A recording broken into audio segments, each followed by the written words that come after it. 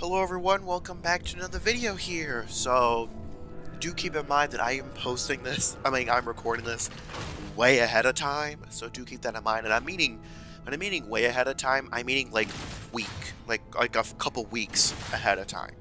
So I believe I plan on posting this in early January, if I remember correctly. I'm a little bit before the new act comes out for Destiny 2.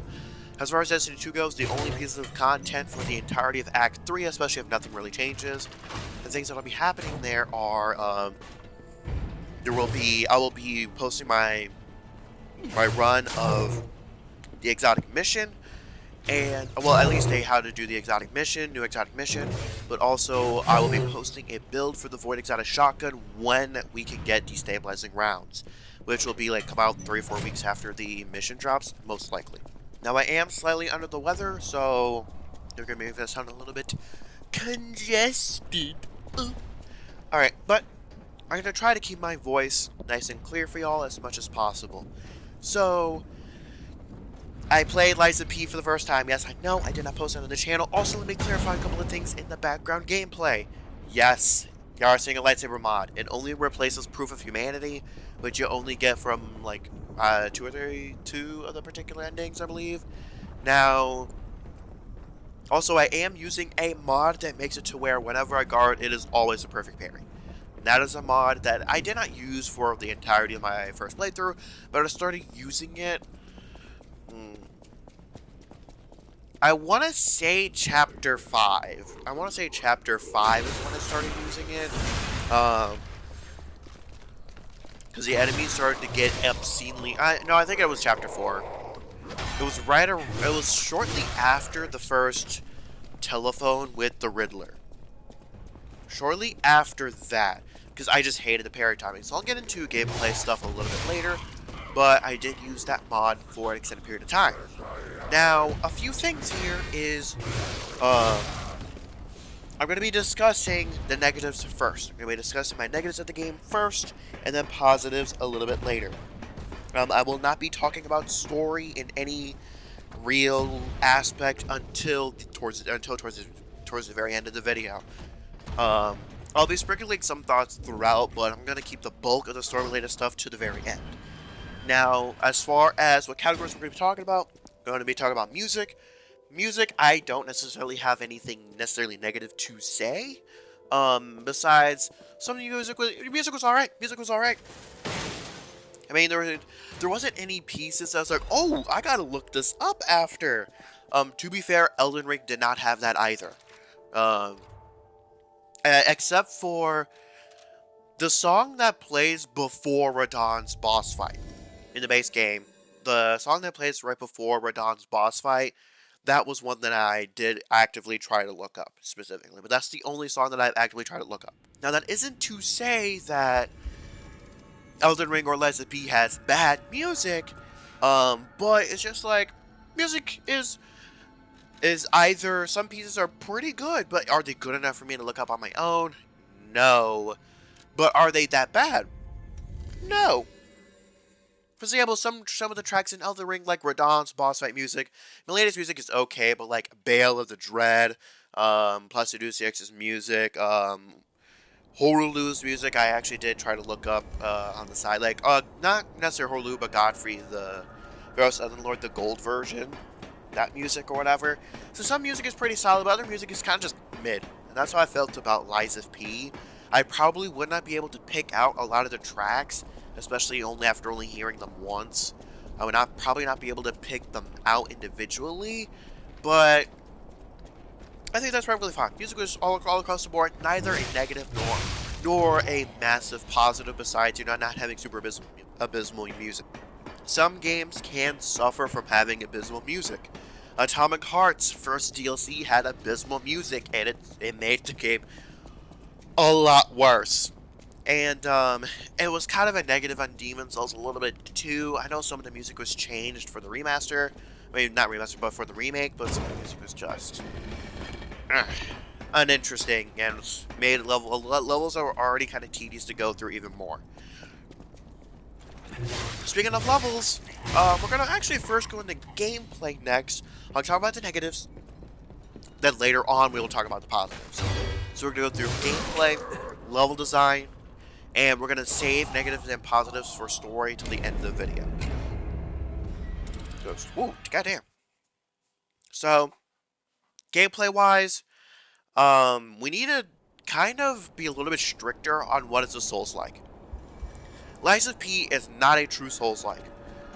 I would argue that Bloodborne is not exactly a Souls-like either. Stellar Blade is not a true Souls-like either. There, in my opinion, you need more than just a few things to really fit the description of a Souls-like. First and foremost, you need to have stamina bar. And we're going to be discussing 3 games in particular. Bloodborne, Lies of P in particular, and Stellar Blade a little bit. Because some people consider Stellar Blade to be a Souls-like. I call it a Souls-like because that's the general area where it's at, but I kind of dub Stellar Blade and Lies of P to be light Souls-like. They're not too hard into the Souls-like formula. Elden Ring is a Souls-like, but it does stray from the formula a little bit. The first and foremost, you need to have stamina, health, and magic. Bloodborne does not have magic, but it kind of replaces that with Quicksilver bullets in a way. Now, and Stellar Blade does not have magic in any way. Well, it has a beta and burst system, which I'm leaving that up to y'all's interpretation. Stellar Blade has no stamina bar, though. It has no stamina. So that's something interesting. You need to have a block. You don't necessarily need to have a parry. Because the main play style, not a ton of people parry. Like on the initial playthroughs, if they're playing with the shield, you usually do not parry. You just block, straight up block with it. And how shields have worked in every single Souls game is you do not take damage when blocking. However, you take a massive stamina hit. Because the trade-off is, while you're blocking, yeah, you're not taking some of that, you're not taking damage, but one, you're getting pushed back, so you could get pushed off a ledge. But also, you cannot attack during that. And meanwhile, the benefit to parrying is it's quick, and it keeps you in the fight. This is a massive problem that in Bloodborne, technically there is a shield, but this is where Bloodborne strays, where you don't get to block at all. You have to parry. I believe there might be 1 or 2 weapons that let you block, but I believe the shield, which is useless, is the only weapon that lets you properly block. Stellar Blade does let you block. Stellar Blade's blocking works a little bit weirdly, because you have a shield, and essentially it'll chip away at that shield, essentially. So you kind of have like an overshield, and Stellar Blade's blocking is pretty... Blocking in Stellar Blade is bad. You should never do it. However, the game does not punish you severely for blocking. It just is like, hey, your health won't get taken away at first, but because there is no stamina bar, the shield health is the next best thing. So you can't just sit there and block. In Dark Souls 1 and 3, the ones that I've played, you cannot just sit there and block. And in Demon Souls, you cannot just sit there and block. Now, this is where Lies of P comes into the conversation. A massive negative that I had was you take damage while blocking. What the fuck is the point of blocking when you're guaranteed to take damage? And the whole rallying system that they have, which I believe is called Regain or something like that, is entirely fucking useless as well. Because bosses like to attack multiple times. And regular enemies like to have long as fuck combo strings. So blocking all of that shit, you're just dead. You're just dead. No ifs or buts, you're just dead. Unless you perfect block or whatever. I believe they call it perfect parry. But like, just have a regular bitch-ass parry. And I'm sorry, but if you have a parry in the game that is not super fast, or is generous enough as this... Okay, sorry, my mic abruptly cut there for whatever fucking reason. But if you have a sort of a parry system, one, the parry has to be quick. With how aggressive your bosses are, the parry has to be quick. And it has to be a separate. It has to be a somewhat separate thing from just fucking blocking. Or there has to be a way to extend the window, realistically, to extend the parry window. And it has to be quick. Um, the problem is, Lies of P's trying to block shit in Lies of P is way too slow. It's way too slow. The perfect parry window is way too tight. Stellar Blades, you can extend it, but it's easy to get used to. Bosses are not as aggressive, and usually the bosses in Stellar Blade do have like 3 attacks max for the most part in strings. There are a few combo exceptions, but usually they mix in repulses and all that other stuff in to kind of mix it up a little bit. Raven, I would say, probably has the longest combo. Her and Elder Naytiba, because Elder Naytiba has 5-string combos. But he's a final boss, so that makes sense. Most enemies' combos are like 3 at most. Most of them. And you also, generally speaking, don't take that much damage. Generally speaking. Outside of bosses, you don't necessarily take massive amounts of damage. But also, like, healing is super quick. Now, you might be saying, but Bloodborne, you can't, you don't have a super ridiculously quick parry. I counter this with saying you can parry from a distance. First and foremost, Bloodborne balances its parrying because, one, you have a limited number of parries. You do not have infinite parries. Also, it is clear that only big attacks can be parried. Regular attacks cannot be parried. Unlike Stellar Blade and Lies of P, where basically every single attack can be parried. Stellar Blade, certain attacks can't, but those are kind of shown to you in yellow, blue, or purple flashes. They're shown in yellow, blue, or purple flashes as far as you cannot parry these. In Bloodborne, you're really taught throughout the course of the game that you can only parry big attacks and side sweeps for whatever reason, but most attacks you should be dodging. Parry does not consume stamina, but it balances that because you only have a limited number of uses. Remember what we said about blocking, preventing you from sitting there and blocking. The lack of ammo prevents you from just spam parrying through the whole fight. You're going to run out of ammo, and then, that blood vial system, you're going to run out of that too at some point. So you do have to sort of be careful with it. And you realistically cannot do that up close. You kind of have to be a little bit of a distance to, bam, get that parry off. And you cannot be too far away either, because that parry window is not that small either. Now, here's another issue. With Lies of P's gameplay, and we will be getting back to the Souls-like discussion in a second, but Lies of P, when you do successful parries and get that white bar around the enemy does not stagger. It does not stagger until you have to do like a particular set of heavy attacks depending on the fucking weapon. The Cutlass was relatively fine because you had to do two heavy attacks to get it off, which is ridiculous. And then with the 2 Dragon Sword, which is what I tried using for the most part, that one was horrible to use on bosses. Horrible! Because it has 2 separate charge. It has like a charged heavy and has a non-charged heavy. Oh my god, it was awful because sometimes the first bit would go with charging. What you needed to do in particular, you needed to charge it. Then you need to wait a few, like a second, like a few milliseconds. Then you hit the heavy again to do the proper strike. However, if you pressed the second heavy too quickly, it would do this weird swishing back shit. And just pressing the right trigger twice to do 2 regular heavy attacks doesn't work. Because you move so much, it's inconsistent at even hitting the second one. That's absurd. That is completely absurd. That should be entirely separate.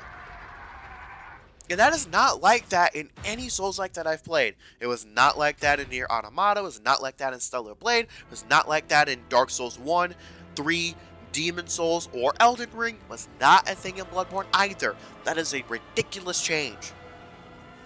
That should never have happened. And it has not. And by the way, I have played the early sections of Sekiro. The combat was just. I might try to go back to Sekiro at some point, but the combat was just a oof to try to get used to. Um, and I have attempted to play it twice. The first time was a little bit after Bloodborne. It did not go well. Stellar Blade kind of helped a little bit, but not really. So, combat is a little bit of a massive difficulty spike for me that I don't know if I can adjust to. But even Sekiro, once you do enough stuff, they stun. How is that not a thing in this game? That's my biggest criticism, and that immediately nullifies the perfect guard. That is the single most point of contention for me, and why I just said fuck it and gave up on perfect parry. I gave that shit up. I was like, no, I'm not doing this. Because enemies do not get staggered after the white bar happens. That's just obscenely absurd. Obscenely absurd. That shit should get removed. That single hit, like, I like how that's not a thing in other, like, what the fuck? Yes, you have backstabs and whatnot. Backstabs are pretty inconsistent to try to get to. Most of the time, if you're fighting a boss that can get backstabbed, generally speaking, you will not be able to do it because the boss will turn around so quickly. Most enemies will not let you do it either because they turn around so quickly. Or they have pretty wide AoEs in front of them. So you kind of just have to face their front. So back to stabbing is not particularly useful. It's not as bad as Stellar Blade. Stellar Blade's backstabbing is fucking awful. I will say, Lies of P's general combat with the intricacies of the combat as far as the blocking, the perfect guard, the visceral, all of that stuff is probably the worst that I have ever played in a Souls game, period. In a Souls-like, period. It's the worst. Not even as bad as Code Vein. Most of Code Vein's issues are in the bosses. We'll get to bosses later, but, I mean, we'll get there later. Now, again, keep in mind, we are starting with the negatives first. I hated the combat. However, again, we'll be getting to the bosses a little bit later. Going back to Souls-like, being a Souls-like, another massive issue, moving a little bit on from gameplay, because those are my biggest issues with gameplay, are the levels, are the areas and levels. This is going to include bosses as well in this section. Dark Souls 1, the length of their areas vary quite widely, and sometimes you do have bosses back to back. Especially final bosses, you have them back to back. So it's always a weird decision when they're not directly back to back. And usually the last 3 bosses are in pretty quick succession. Like usually the final act is a little bit of a boss rush as far as like stereotypical Souls history. I would say an exception to this would be Demon Souls, and Dark Souls 1 and 3 are a little bit different because the final 2 bosses are usually back to back in a way, or are very close together, but they're usually in 2 separate areas. Elden Ring, however, is different because riding on an Elden Beast, I do count as 2 separate fights. Even though you have to do them together, I consider them to be 2 separate bosses, because they have 2 separate health bars. You also have Horulu, and right before him you have Sir Ofnir, and then right before him you have Malekith. So that's like a 4 boss rush. Bloodborne, Micolash. Not long after Micolash you have Murgo's Wet Nurse, and after that you have Gehrman, Moon Presence. Like they're in pretty quick succession. I would say Stellar Blade follows this rule a little bit too, as far as shortly after Elden Atiba you do have Raven, then shortly after that you have either the Elden Atiba or Providence. You do not fight both. So, here's the deal. Here is the deal. Does the game have to be linear to be a Souls-like? No. No, do the levels have to vary in length and boss placement have to vary? Yes. That's something I argue with 4. The problem with Lies of P is all of the areas, like, not like absolutely all the areas, but realistically speaking, only the first and final levels vary at all in terms of their length. No diddy. I wonder if that Lauren Phillips chick, if y'all know who she is, the 100 Guys chick, I wonder if she had the same feeling. Anyway, let's get back into things here. So, my problem here is the game has such a strong start. It was really looping, really catching me, in, right? Even despite the massive gameplay issues and the glaring issues, I was like, okay, I could just find a mod to just patch that out, right? I could patch that out, iron it out with like a mod or two to kind of put up the gameplay a little bit. Speaking of mods, I am going to mention one in particular that I think actually benefits this game and makes some of the gameplay stuff that I criticize actually work. However, I want to say about Chapter 7, I was really starting to get sick of the formulaic explore area, checkpoint. Explore area, checkpoint. Explore area, checkpoint, boss. Explore area, checkpoint. Explore area, checkpoint. Explore area, checkpoint, boss. Explore area, checkpoint. Explore area, checkpoint. Explore area, checkpoint, boss. Like 5 or 6 times in a row at this point. And I was getting fucking sick of it. And actually, in a way, the final chapter does follow the same template. But realistically, it's kind of split up. As far as Pre-Lataxia, or whatever her name is, right before her, area, checkpoint. Area, checkpoint. Area, checkpoint, boss. And then after her, area, checkpoint. Area, checkpoint. Area, checkpoint, boss. I like, why did they have to follow the exact same formula? Like, holy shit, by the time I got to the beach, or whatever, like the final area of the game, I was really hoping there would be like a little bit of a submarine section, just to switch things up. Now, there are two opposite sides of the spectrum. Lies of P did not change anything up in terms of areas that much at all. Meanwhile, Nier Automata was doing too much shit, in my opinion. Doing too much switching up shit. Even though Nier Automata, I definitely do not think it's a Souls-like in that. I don't think it's a true Souls-like. I would definitely think it's closer to something on its own entirely. And I feel like that's what it's a little bit closer to rather than this proper Souls-like. But I'm going to call them light Souls-like for now. And the games that would belong to that are Lies of P, Stellar Blade, and Nier Automata. I personally think we should kind of split the Souls-like into 3 Souls-likes, Bloodborne-likes, and and Sekiro-likes.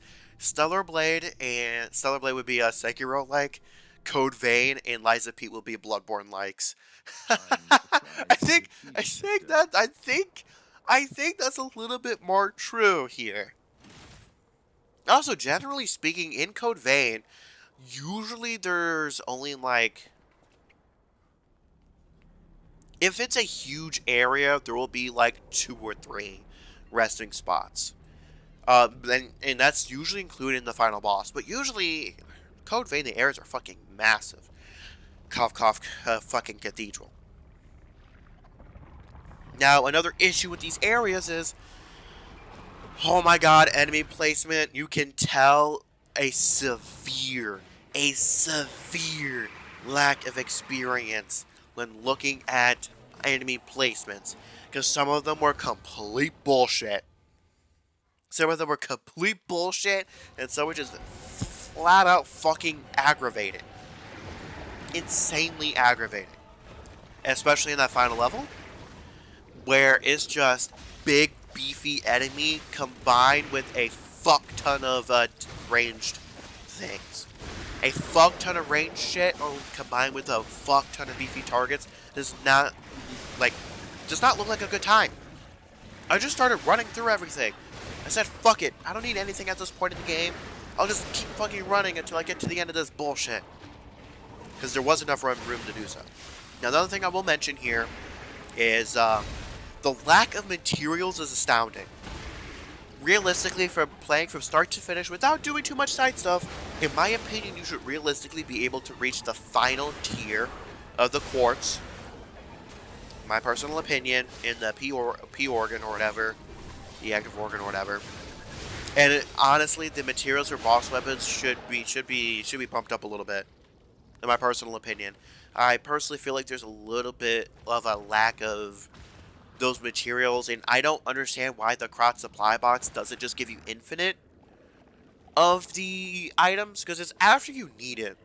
I'm not completely sure why they don't act like bell bearings, or the badges in Bloodborne, or the, you know, the coals in Dark Souls 1, or the ashes in Dark Souls 3, or like literally how every single fucking other game does it.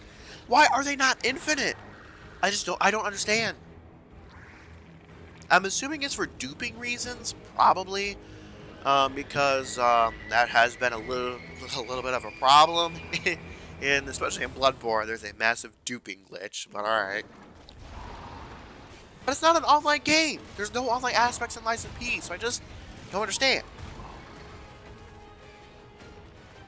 Now, those are going to be all of my negatives for now. Again, we're gonna get into story stuff later. Now let's move into the positives. Now, in this positive section, I am gonna have a few slight negatives here and there because I probably forgot something. But you know, let's go ahead and talk about the positives. First off, the music. Music is pretty solid. That's it. In terms of gameplay, some stuff that I liked was another slight little nitpick is the assembling weapons kind of felt useless because I wish you were able to combine boss weapons after you got them. Personal little nitpick, but it's fine. I felt like the system was kind of useless. But in terms of gameplay, the left arm having a decent variety of stuff was really, really solid. I wish there was an alternate range options beside the Falcon thing, but I did love the shield. For bosses, I did try to use the shield over parrying as much as I could, and mostly dodging and trying to use that shield. I do feel like the Legion arms are not strong enough. For how limited they are, and yes, I know you can use Fable Catalyst or whatever. I believe it's Fable Catalyst that, you know, give you some energy back. I personally would trade not being able to recharge it to just have limited uses with it, but making it even stronger. Because I felt like the shield explosion was more useful in backing enemies off rather than just, you know, doing damage, which I really wanted it to do. But I felt like the Legion Arm system was pretty cool. Quite a wide variety of items too. I thought the costumes and stuff are pretty good. Pretty decent alternative to having the outfits you wear kind of mattering in terms of resistances. Because yes, in Bloodborne, the whole outfits not mattering is bullshit. It does matter. Specifically, if a boss has a massive amount of fire damage, keep an outfit with fire damage. Oh, if an enemy queues up Frenzy, you need to keep like a clothing set with high Frenzy resistance. Those elemental resistances and those status effect resistances mattered massively. Do not understate that, because trying to get to the eyeball to make contact with it is a pain in the ass without an armor set with high Frenzy resistance. So they do matter. Your clothes do matter in Bloodborne. Now, I'm glad they did away with this in Lies of P. In terms of the other gameplay stuff, the light attack and the heavy attacks feel pretty decent most of the time. Specifically, I did tend to prefer the light attacks over the heavies for the most part. But that's kind of usually just how I play.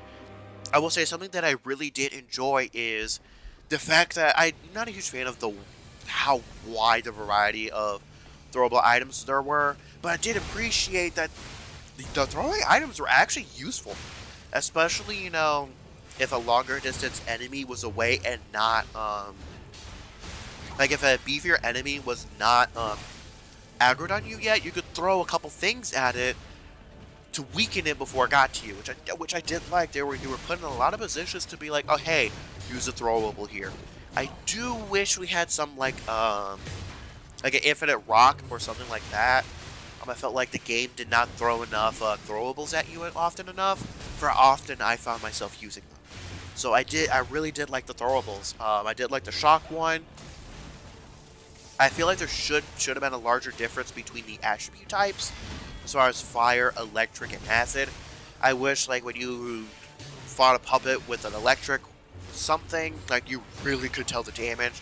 I wish that, you know, the fire one you could tell because the thing would burn.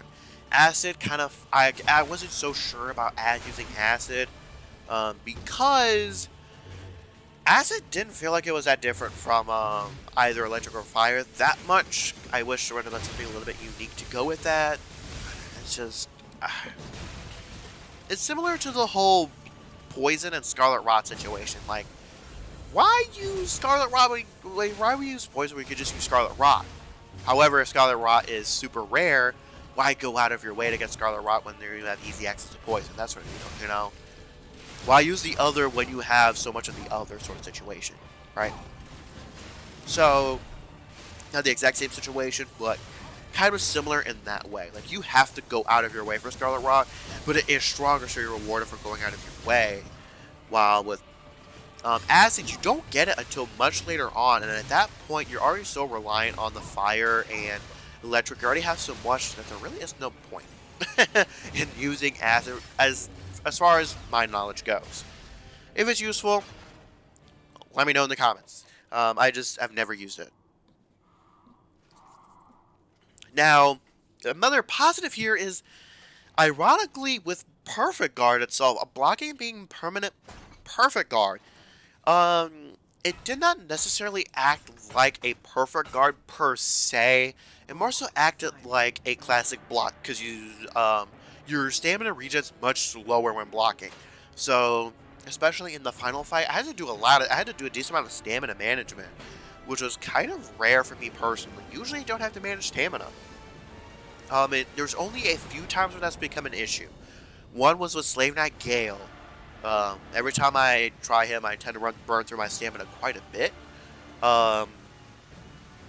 And some instances in Dark Souls 1, really. Code Vein, I never worried about it. Bloodborne, I don't worry about it that much necessarily.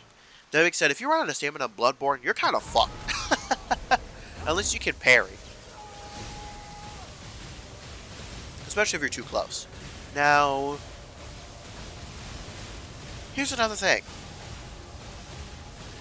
It does let that white bar pop up to help open up an opportunity, but you can't block a few attacks, and once you learn the patterns, you can start jabbing in between. You can start, doing a little bit of a jab, doing a little bit of jab here and there. This is something that I wish was a thing over the whole visceral thing. I do wish that once you hit that charged heavy attack, that you got that shit, right? You got that shit on lock. Or just having it to where doing your Legion arm at the right moment will cause the enemy to go into a visceral move, right? So that you can go in safely, get that visceral extra damage. I just wish there was a better visceral system, because at that point I would be perfectly fine with the health being upped on a decent amount of the bosses. Even with Perfect Guard, none of the bosses really felt super easy necessarily. If anything, a lot of the bosses felt super cheesy. As far as Code Vein levels of cheesy. More so meaning that in Code Vein, bosses were cheesy in the fact that their weapon hitboxes were way farther than what you are seeing visually, it seems like most of the time, but also a lot of their attacks go way further than realistically what they should be, like 360s and shit. However, in Lies of P, it feels like a lot of the bosses are cheesy in the way that mostly, like, they're super long combo strings that you're expected to perfect parry all of the hits? That's fucking absurd. That is absurd. Now, I will say, a lot of the boss designs are really cool. I would not necessarily say there was a boss design that I absolutely hated. I will say outside of Simon and the Nameless Puppet were the only real designs that I did not care for. Simon, in my opinion, was carried by his arena, and Nameless Puppet really should have had a little bit more spectacle to it. I felt like the Nameless Puppet was a little bit boring in terms of, you know, as a final boss. It was a little boring. Latakia was pretty cool though. Latakia was pretty cool. My favorite boss was probably, especially like design-wise, was probably the Archbishop. I'm pretty sure it's called the Bishop boss. That kind of looks like a humanoid spider thing. Well, not necessarily a spider thing, but it has like the splitting open face. It has a really annoying area by it, but the boss was super cool. It's not exactly a spider necessarily, but I thought that boss was really, really cool. Another really good mention was the puppet devouring monster, the one that you get the two dragon sword from. I thought that boss was really cool. I thought some second phases were pretty solid too. All in all, I thought the boss designs was really good. Now, moving a little bit on to areas, I thought a lot of the enemies design was very varied. I thought they did a perfect job at, you know, look-wise on all of the enemies. I thought visually they were really, really good. I thought the actual art of the areas as well was extremely solid. I didn't get bored of seeing the areas. I just got sick of their progression.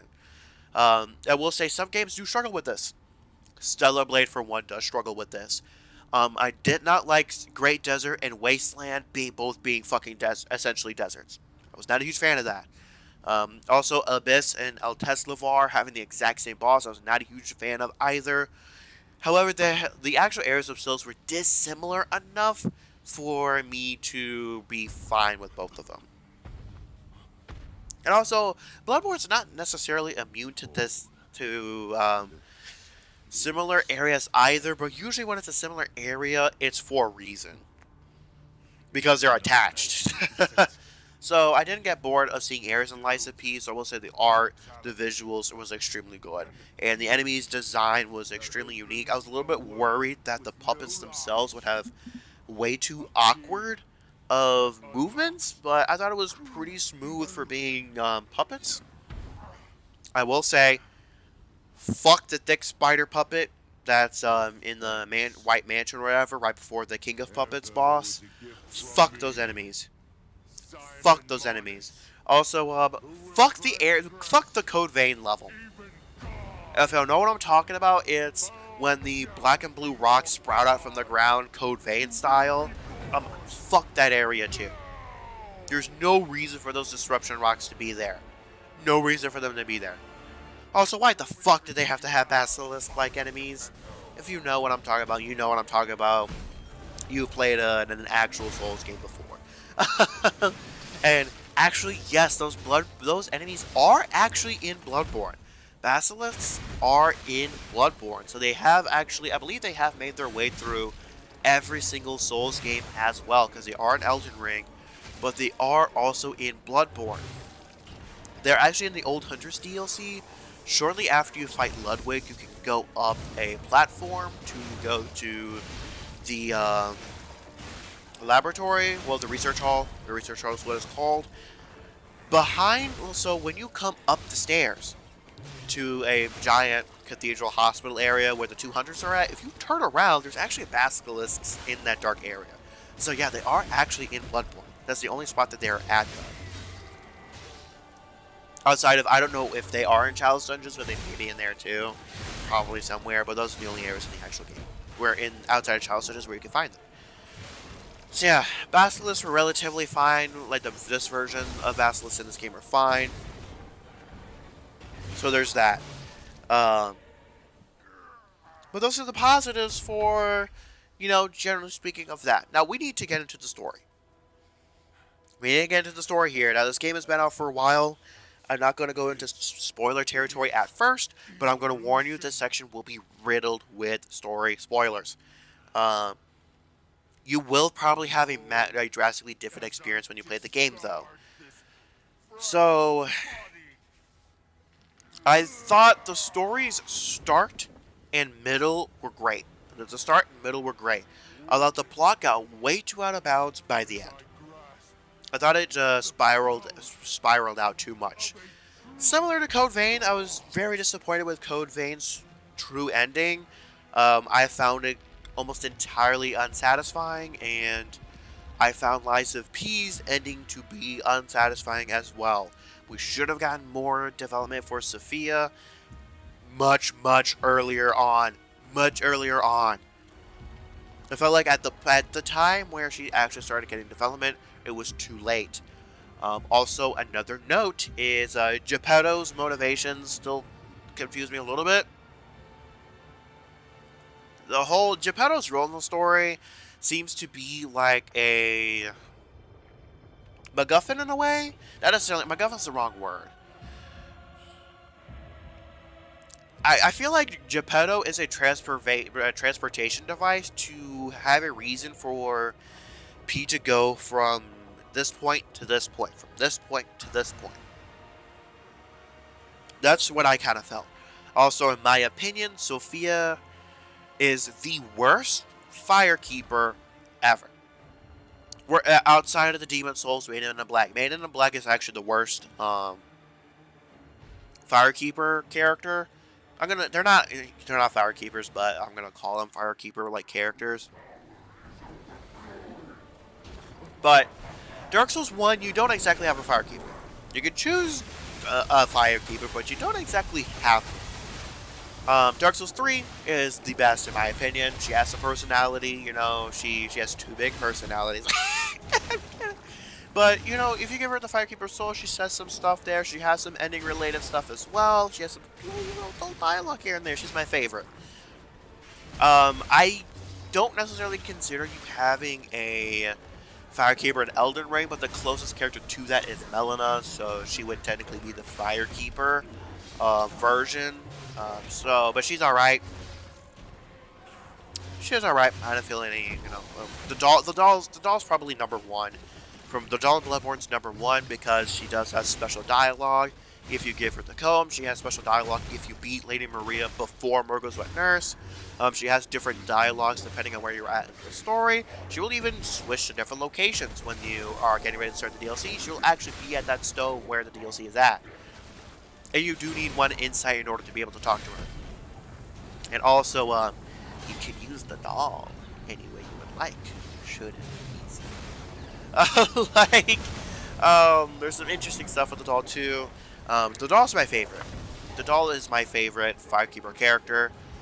Then Dark Souls 3, and technically speaking, if you think about it, Lily and Adam from Stellar Blade are technically Firekeepers. Adam is essentially your bonfire in a way, and Lily is your Firekeeper in a way because she upgrades your weapons and whatnot. And you don't level up exactly in Stellar Blade. You mostly just you just upgrade your equipment, and you do that through her essentially. So it just gives you meaningful upgrades. So Sophia was just looks great visually, but like she was so boring until the final act. The final act is when shit finally started getting interesting. I was like, bruh, why? I will say though, a lot of the NPC stories was done really well. My favorite being, of course, Polendina and the head of the Hotel Krat. I thought their whole intertwining quest was absolutely fantastic. I did love Eugene's quest, and I wasn't a huge fan of the dog guy necessarily. I felt like a little bit more could have been done with him. I don't know. I feel like it was kind of an asshole to be like, haha, I'm not the original guy. Haha, I actually killed him and stole his gear. Haha. I was like, okay, buddy, I'll kill you now. And Vigniti and his puppet, I wish had a little bit of a larger role, considering how built up he was. I wish he would have had a larger role in the story, the main story, than what he actually had. So those are some of my thoughts on the NPCs. I thought, generally speaking, the NPC quests were done very solid, especially even the random NPCs that you find. I thought they were even surpass Bloodborne levels of quality. I personally believe that this probably has some of the best side character stuff that I have done in quite some time. I would say Elden Ring has some more expansive stuff, but considering how the two different games are structured, I feel like Lies of P does NPC quests a little bit better. Now, let's talk about the final two bosses. Well, the final three bosses. I wish Lataxia had a little bit more build-up. A little bit more build-up. It would have been great otherwise. But, man, a lot of these bosses lack build-up. The Bishop one did have some build-up to it. However, Lataxia did not have enough build-up. Simon did not have nearly enough build-up with how important he was supposed to be. And the Nameless Puppet was ass. That was a dog shit final boss fight. I would much have rathered Simon had Arena Spectacle at least. I would have much rathered Simon being the final boss and Lataxia being the second and final boss, and the Nameless Puppet not being there at all.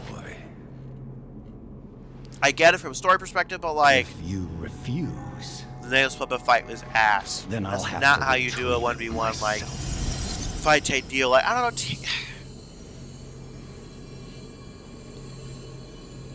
They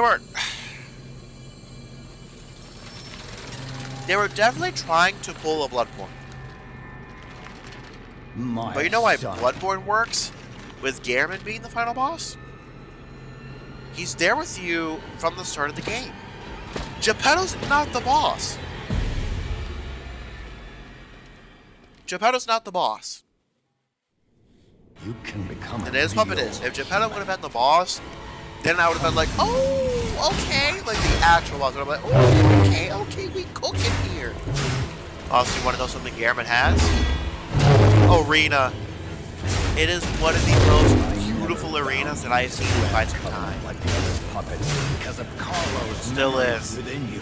It's such a beautiful arena. Nameless Puppet's arena was boring as fuck. And you know what else it has? Gehrman has the music. The music. The music. And Nameless Puppet, guess what it does not have? The music to carry it. And the situation here, Slave Knight Gale had a ton of build-up, and then his arena scaled up. First, it was the desert. Then you had the lightning grid with this guy. Then you have the music as well, hyping itself up, and his moves got a little bit more flashy. His moves got flashier. That is something that a lot of the bosses lacked, was build-up. With just a little bit of build-up, especially for the final bosses. This is why I think Elden Beast is so bad. It has almost no build-up. At least Radagon is mentioned throughout the lore and in other bosses' names. Periodically, the music is the main menu music.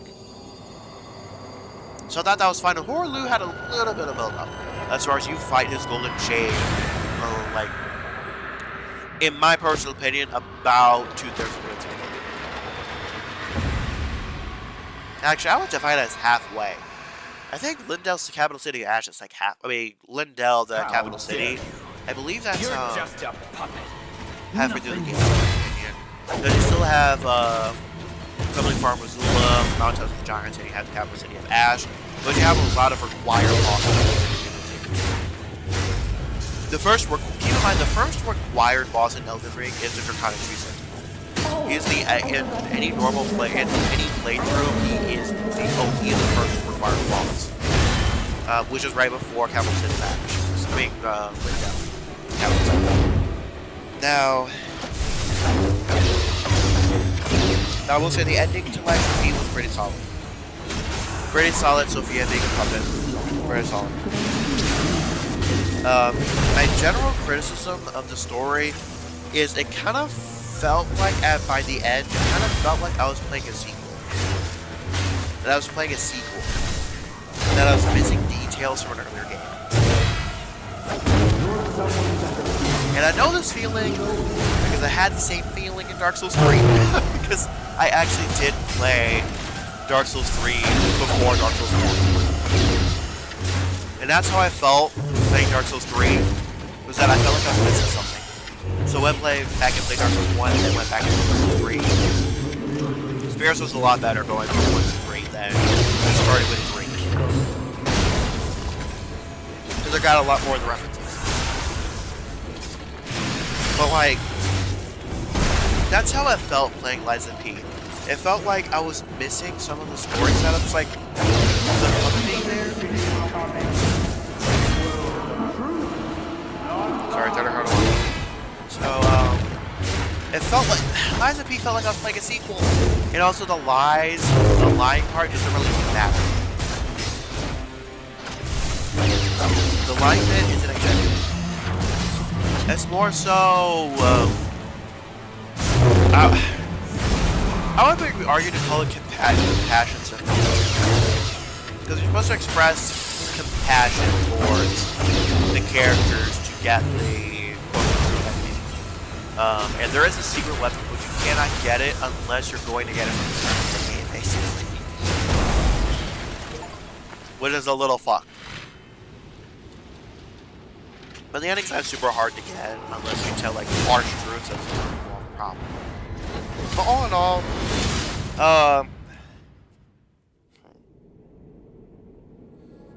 if I were to put it in all of the non-FromSoft games that I've played that are light Souls-likes,